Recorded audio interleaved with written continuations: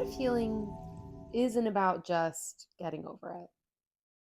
What if healing isn't the goal, but learning to live through and grow around the experiences, the moments, the pain, the heartbreak, everything that shapes us?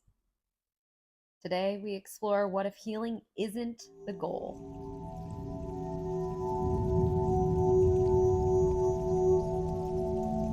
Welcome, I'm Elise. And I'm Jess, and this is Spiritual Alchemy, the podcast where we explore the intersection of science and spirituality and how it shapes our everyday lives.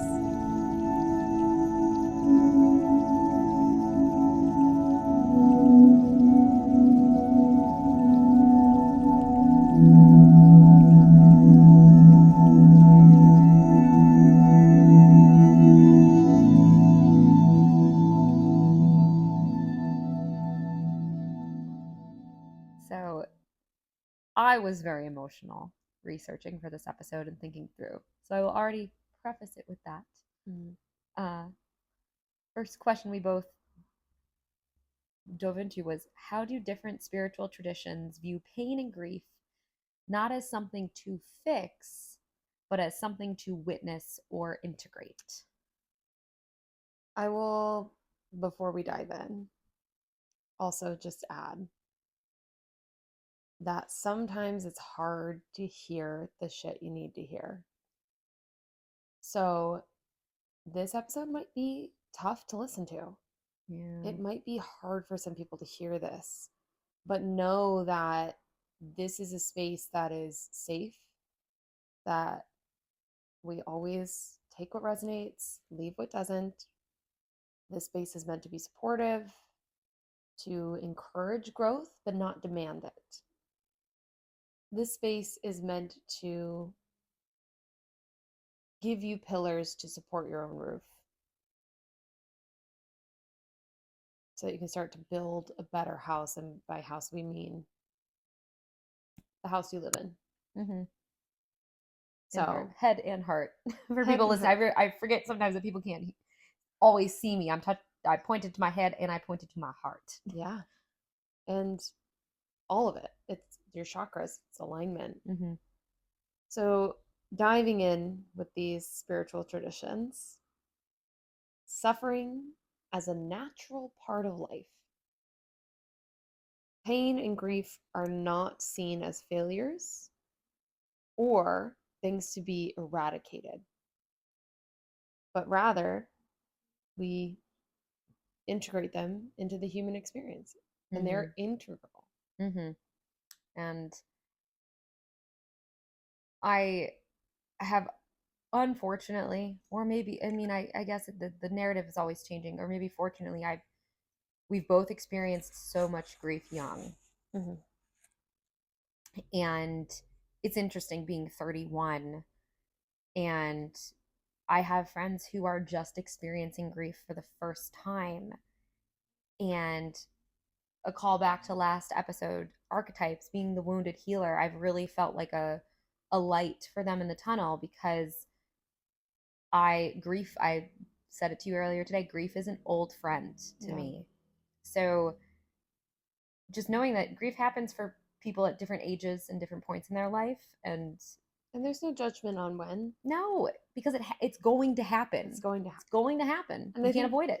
Yeah. And to your point, there are some of us who do go through a lot of grief lessons earlier in life, and we are there to shepherd those who don't experience it, because I think it hits harder later, especially, like, I do think of friends who in their 30s are just experiencing grief for the first time, and I'm like, it is also a learning lesson to step back and be like, oh, this is another way that grief can look.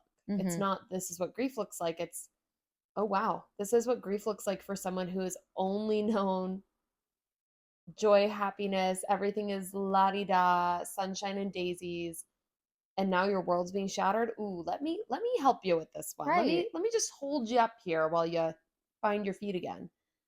Grief also does not always have to be this extreme feeling. Oh, yeah. We're not just talking about like death today. I mean, Yeah. grief can be the loss of a relationship, it could be the loss of a job. Hmm. I mean, It can be just the feeling of feeling lost in life, a yeah, loss of your sense of self. it's everything. Yeah. It's everything. All grief, no matter big or small. Mhm. And there is an emphasis on acceptance, like the stages of grief, right? So we have acceptance is the goal, right? When you're going through the grieving process, denial, anger, Mhm. bartering, depression, and then acceptance. But But it's a it's a circle. circle. You're It's gonna. also not even a circle. That is It's a true. ping pong ball. It is not a straight line. And you can stay in one for a really long time and then start to bounce to others. Mhm. And everybody moves through grief differently, but it's like that heavy emphasis on acceptance is like the goal is to allow yourself to feel the pain and grief so that you can get to through it to acceptance. And there's my roommate, she's a quotable gal. She said sometimes it's like that kid story, can't go around it, can't go over it, can't go under it, Gotta go through it. got to go through it. And you And just you know the it's I'm going on a bear hunt. yeah. Yep. Gone hunting. Gonna go hunt. Yeah. We're gonna go track down that grief Yeah. and that pain, and we're gonna figure it out. And it's it's not a pretty picture. No. It's not a it's a I think a lot of people get scared of just even the idea of having to go through grief. But it is,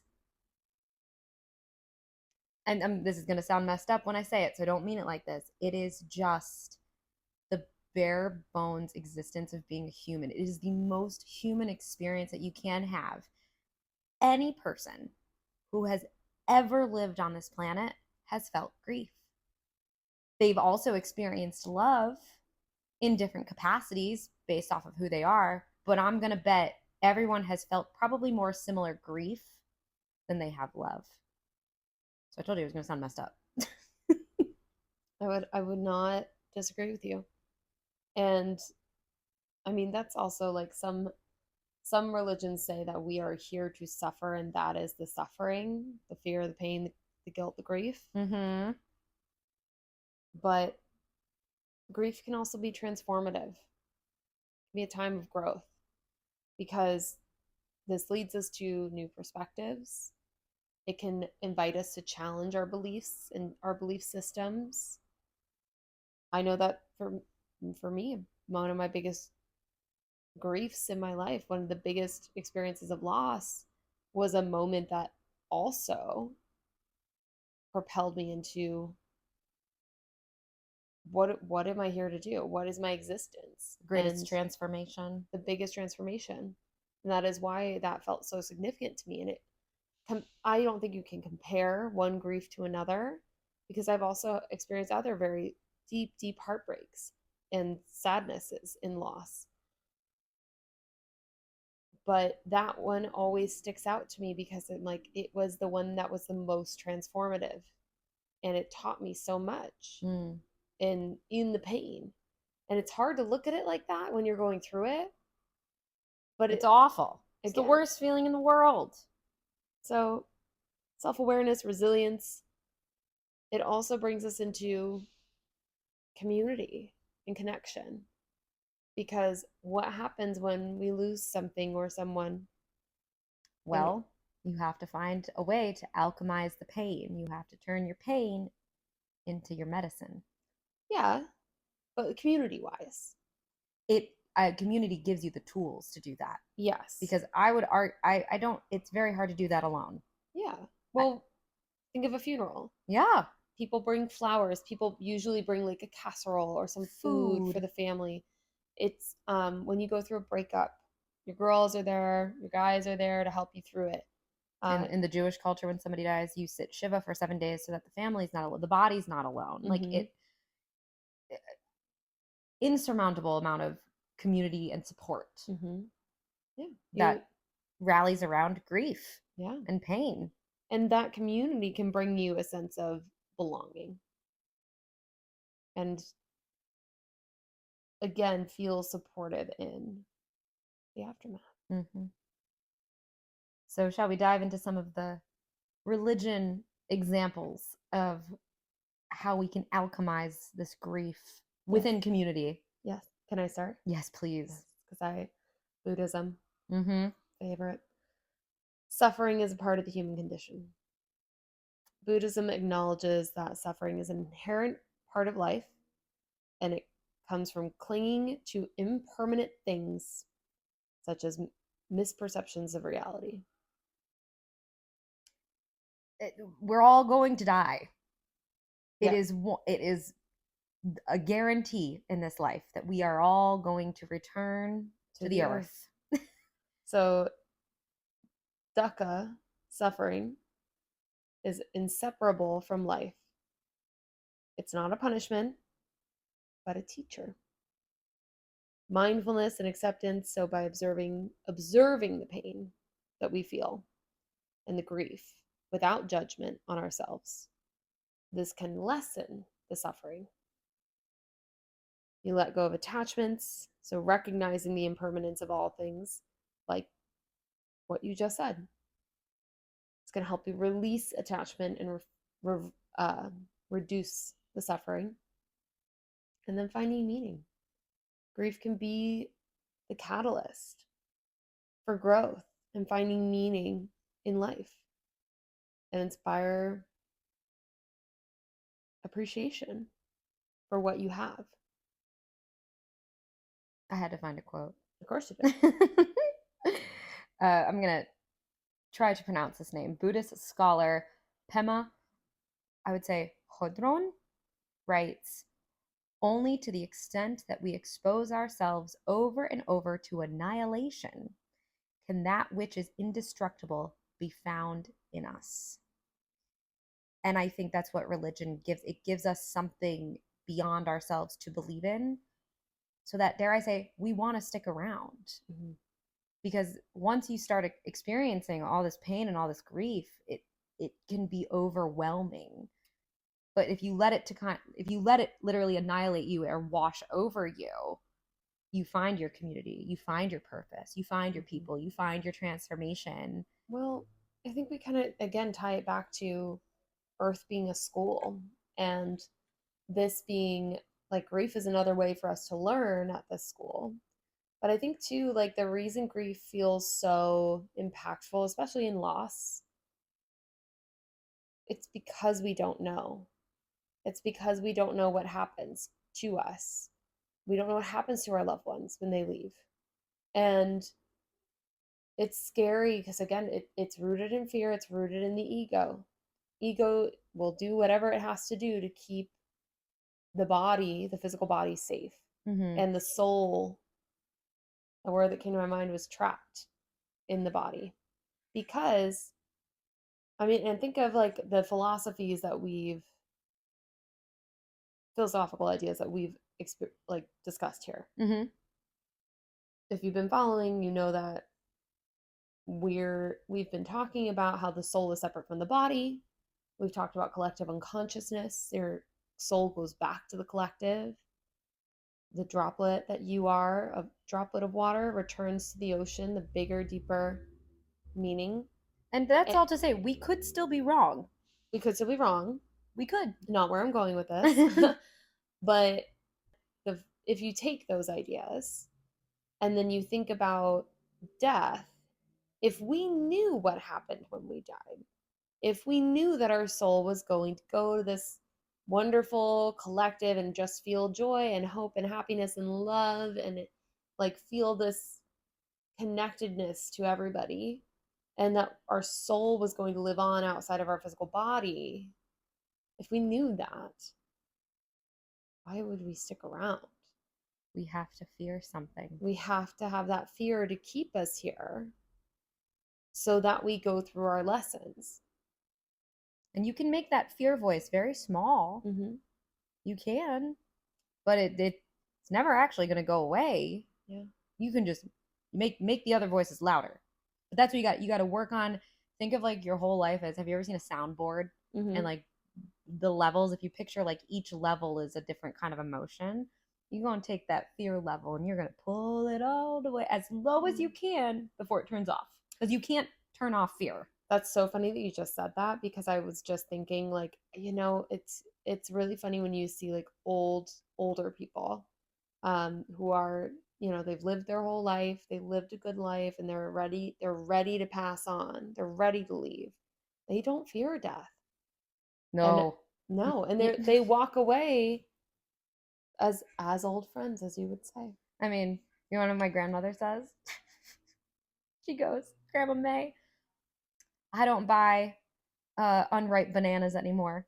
And I go look at her, I go, why? She goes, because I might not live to eat them. And I'm like, bitch. But that, to me, that's somebody that's just speaking so practical. Yeah. She's 89 years old. She's like, why would I buy ripe bananas? Yeah. Unripe bananas. Yeah. I could die tomorrow. I don't want to waste my money on an unripe banana. Yeah. I love it. It's so it's a full embrace of the inevitable. Yeah. And segueing into Christianity, she is the Catholic grandmother. Christianity teaches that suffering is a result of the human condition, as we know, referencing the fall of humankind.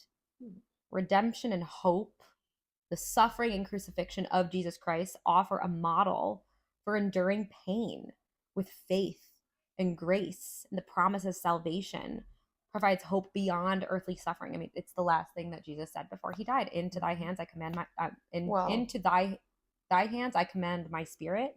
Also the original sin, right? Even the apple. Like, well, that too. The symbol of Jesus, despite everything that we've kind of, dissected in Catholicism and Christianity, it's really beautiful. There was this man leading the way for a very lost generation of people, saying like, hey, this is how you do it. You help the sick, you help the poor, you love thy neighbor as thyself. And you know what? And when they kill me, because they're gonna kill me, I'm still gonna love them all. It is like the most, sorry, I told you I was gonna get emotional. It is the most beautiful story, I think. It really is. And that is, honestly, you're right, because that is the true message, is love is the most powerful vibration. No matter how much came at him, he still loved everyone. I love that you just summed it up like that, because I mean, think of like, especially Christianity, how many wars, how much hate, how much negative energy has been started because people get upset and all up in arms about the true meaning of Jesus, his journey, it's like, it's do so you not see you're missing the message? Oh, it's so upsetting. But they created so many issues in the name of a man who would say, no, don't do this for me. It's his wounds are literally glorified, and the scar is actually the holes still in his hands and feet. If that's your belief system, if you believe in the resurrection, that's what the Bible tells you. He came back with the holes still in his hands and his feet. Crazy. I also love that analogy too, because it's like, he didn't just magically come back and heal, he kept the scars. And that's the same when we go through grief. We go through these transformations. We talk about also like being, your caterpillar to your butterfly version of yourself, this transformation you go through, you keep your scars. It doesn't diminish the love that you had for that person. It doesn't diminish the love you had for that job. It doesn't diminish that love that you had in that relationship.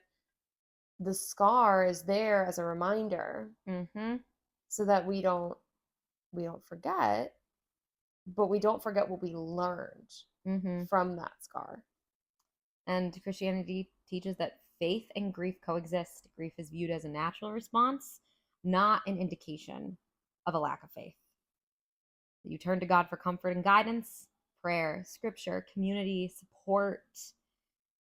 And Christianity embraces grief through this lament, prayer, communal mourning, and quote from the Bible, Matthew 5:4, blessed are those who mourn, for they shall be comforted. And that's a guarantee in Christianity that you will have a community. It's So honestly, there are some similar parallels between Buddhism and Christianity, which is very interesting. Of course. Because then we get into Hinduism, Mhm. and the narrative changes. It does. Because Hinduism is all about karma and reincarnation. So the suffering is a consequence of past actions. What you go through in this life determines what happens in the next life. And what happened in the last life is what's influencing this life. And your karma stacks up. And acceptance is part of the spiritual process. So accepting suffering as part of the karmic journey and a way to elevate spiritually. Detachment. Detach from worldly desires and attachments, which can help lessen the suffering. Very similar to Buddhist beliefs. Focus on Dharma. So adherence to Dharma, so it's your righteous duty. Selfless action, seva, can help mitigate negative karma and foster spiritual growth. And I have to look this up, like how old Hinduism is versus Christianity. Oh, it's way old, because Hinduism, we said, is like 3000 BC. Yeah. And Christianity is... So, dare I say, spiral with me for a second, evolution of humankind and just the nature of our always questioning. It's almost like we had Hinduism and the stacking up of karma, and people were like, I don't want to think about my past lives anymore and think about all the bad I did, and that's why the bad is happening to me now. So this new kind of new age idea that Jesus came in, or the Judaism, actually, not even Jesus, that Judaism gave, that there's one God, there will be a heaven. Well, I mean, that wasn't really... I mean, just to clarify, Christianity came in as a replacement for paganism, because and look at your art history, because art tells the story, not just the books. I recently just went to the Philadelphia Museum of Art, and there were the Constantine tapestries hanging, and they depict... these are old tapestries from Rome, no, from Italy and France. And there are these finite tapestries, and I have to remember the artist's name, so I will look it up and I'll put it in the description. They're beautiful tapestries, but they depict the story of Constantine abolishing paganism and destroying all the pagan temples, all the pagan symbols, and putting Christianity at the forefront of the Roman Empire. Yeah. Which, once again, was not what Jesus would have wanted. No. He just wanted people to question in a different way. Yep. But remember, too, Christianity, I mean, who were the ones who crucified? Romans. The Romans. The Romans crucified Jesus. The Romans crucified, because it was under Pontius Pilate. A polytheistic God. Yep. And under Pontius Pilate. Gods. Sorry. Yep. Yeah. This man came in and claimed that he was the Son of God. He was the Son of God. Which I would argue, if you believed in a polytheistic, multi-god world, which Hinduism does as well, to have a man come in and say, I'm the Son of God, that, dare I say, that elevates every human being. Okay, well, if you're the Son of God, we're all children of God. That makes me close to God, not just God's, God one. It really levels up a collective. Like, you too can be close to God. Yeah. It's crazy. Yeah. Again, it's that almost like you win, I win. And something we talked about in a recent episode. When I elevate, I bring you with me. You just being in my presence, because I love that rule. That's like it's the 5 people you spend the most time with. That you are the mid of the 5 people that you spend the most time with. I think of that energetically. If I'm spending a lot of my time with people who have low energy, constantly negative, looking on the sad side of things, like Gossiping. gossiping, I'm like, that doesn't reflect well on me. But if I surround myself with other like minded people who are constantly working on themselves, who are elevating, like I am the median of those. So I can bring the other two with me up, and the other two are also raising me up. And that's what religion gives you. It gives you a common ground of a belief system so that you can find your people. Yeah. So headed over to Islam. Mm-hmm. The test in purification, suffering is viewed as a test from Allah, God, and a means for spiritual growth and purification. Patience and resilience on Allah. Muslims are encouraged to face suffering with patience. I think this is pronounced sabr. Faith, iman, and reliance on Allah, tawakkul. The Quran teaches that those who endure trials with patience are beloved by Allah. Indeed, Allah is with the patient. And that's from Surah Al-Baqarah 2153. I'm assuming that's chapter 2, verse 153. And it supports the community. The Muslim community provides emotional and practical support during times of loss. Trust in Allah's plan, recognizing Allah's mercy and wisdom, offers solace and strength during difficult times. It's just another religion to give people a chance to find their people, like you just said. Find your people. Yeah. I mean, not just with organized religion, but even with indigenous perspectives, we have this like interconnected with the creation, with the creator. And indigenous cultures emphasize a deep connection to the land and all beings, viewing suffering as an imbalance that needs to be addressed through restoring harmony.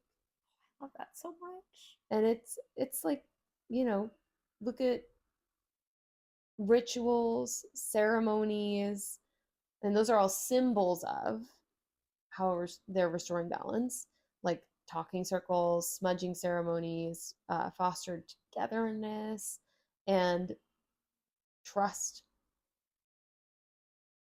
from all of it promoting healing. Honoring cultural identity, embracing traditional healing methods is seen as a way to reclaim cultural identity and rebuild resilience. And addressing historical trauma. Indigenous healing practices often address collective and intergenerational trauma stemming from historical injustices. Yeah. And just taking a moment to acknowledge, like, we are sitting on stolen land. I believe this is the Chumash land that we sit on. If we had a website with a DEI statement, I mean, indigenous culture has been very stripped away in North America. And I hope to live through a resurgence of celebrating it, because I think we can learn so much. Absolutely. They were here first. And I love the idea in these perspectives that grief is communal rather than private. That it's a chance to be seen, acknowledged, what we all want. We all want to be seen. And it's recognizing, like, your pain is my pain, like you say. Yeah, it's I believe, I can't remember what tribe it was, but I might have seen this in person. Actually, I'm picturing it as a YouTube video in my head, but I grew up in Buffalo, where the Seneca Nation, like, there were reservations 10 minutes from my house, and I believe I witnessed a funeral, as we would call it. I think they have a different term for it. And they were wailing and screaming, and it was like, unlike, it was almost musical, like they were almost singing, but there was so much grief and pain. They're getting it out in though. The sound they were making. And I was like, I remember being young, and I remember being like, what is that? And we went and we saw, and it was like this, it was a communal gathering, and my dad asked, and they were like, this is a funeral. And like, just being able to collectively essentially scream out the grief and the pain, I was like, oh my gosh. Maybe we should all just do that. I think we should. I think there are techniques where you like scream into a pillow. You're supposed to like cry it out, because if you're bottling up your emotions, It builds. eventually it builds, and then you've got too much, and your dam overflows. Your pain has become your poison. Yes. Yeah. Yeah. Which is leading to a completely other side of this. One of my favorites, existentialism. Authenticity and meaning making, death and loss can prompt individuals to confront their mortality and create personal meaning in life. So I remember my first aha moment with existentialism. I had to read The Stranger by Albert Camus in high school. Have you ever read any Camus? No.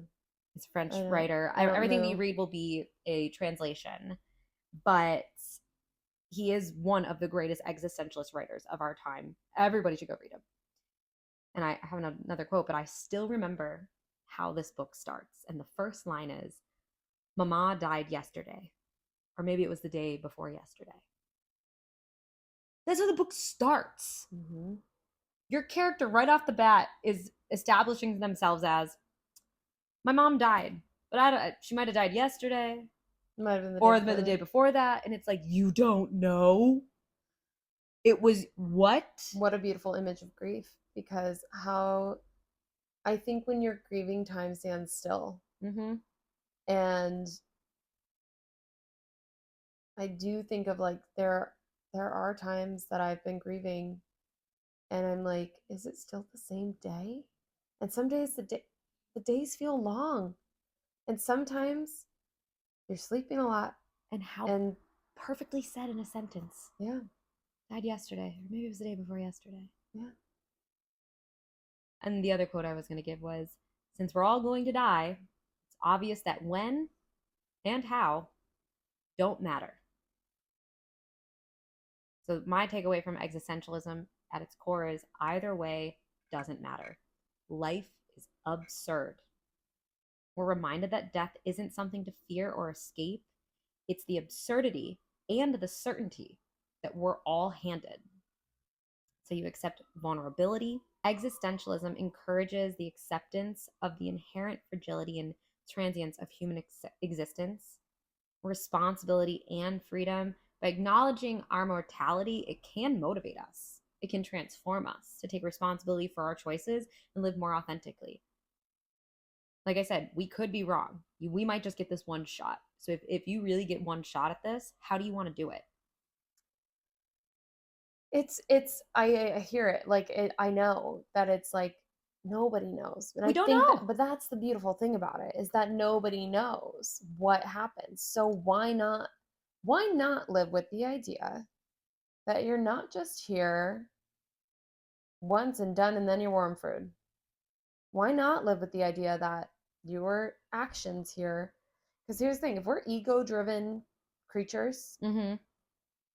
wouldn't your ego want you to not have to deal with some karma in your next life? That's what's so fascinating. I could debate this until I was blue in the face. I find it so fascinating because we're all so different. Well, also too, yeah, we're also different, but like think of like heaven and hell. Like every religion, to some extent, maybe not all, believes in an afterlife. And how this, I feel like it's like our current day and age, not to be like these times and sound like my great, the old grandpa inside me is like kids these days, but it's like, how have we gotten so far away from wanting to do good things for people, wanting to be kind, wanting to love thy neighbor, to the point where some religions used the fear of heaven and hell to control people because they were so unruly, or just to instill fear because they wanted more power. I mean, And I hear that, and I would rebuttal with, I think we know too much. But listen to what I just said. I think we know too much. That's me acknowledging something that I don't think people are ready to say or ready to understand. We know too much. We have access to too much information. We have access to indulge ourselves, take part in gluttony, which is like across the board, regardless of religions. Everybody has something to say about gluttony. What are you not supposed to do? Indulge in gluttony. And yet, could knowledge be gluttony? Is knowing too much part of that? I would argue no. I think that knowledge is power. I love that quote, and I truly believe it. And I think knowledge is so, when I say knowledge, what I think is, let me look at all the information on this thing. Let me see what everybody thinks about this. Now let me tie those common threads together. Now let me form my own opinion based on all this research that I've done. To me, that is true knowledge. True knowledge is checking it. True knowledge is just hungry caterpillar. Let me eat all these books. Let me take in all this knowledge. But because the more I know, the more I can perceive. But then I would also argue, see, we started talking about existentialism, and you might as well just kick me off the couch. I think what you just said is like so enlightened and so ascended, because you're observing something that I think it takes a lot of people a long time to get to, perhaps 89 years of life, when they're buying, ripe bananas. And it's so cool to be so young and have that point of view. So we are using that knowledge for power now, but I think with technology, it's all just happening so fast that I would almost say it's like a computer going too fast. Some people are computers and their software, and there's a lot of they're not upgrading their software fast enough. They're not buying the newest model, and the newest model is not the newest Apple product. It's literally knowledge. Look at it all. Don't look at just one thing. And look at the new discoveries. Read up on it. Keep up to date. I work in fitness in my day job, and one thing that is really encouraged is to constantly be learning. This is true of anything. I think if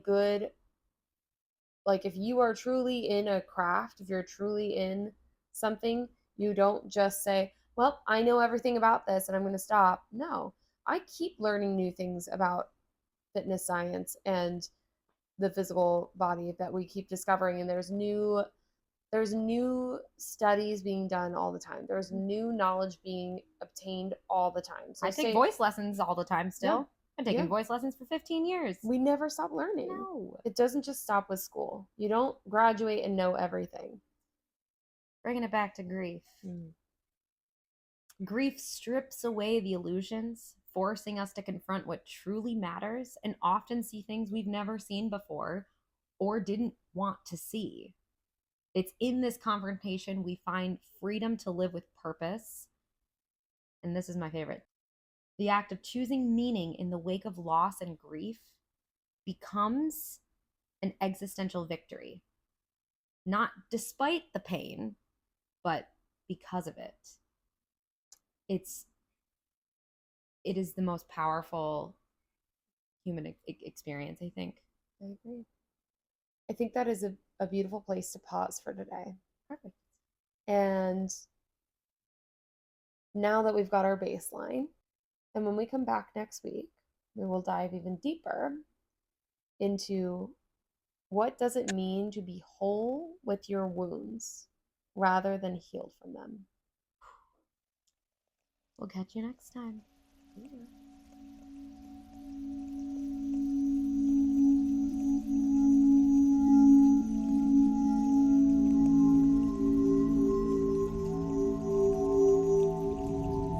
Thanks for joining us today. We're so glad you were here. For more information on our episodes and to connect with us on social media, follow us at Spiritual Alchemy Podcast on Instagram, Facebook, and TikTok. Stay golden!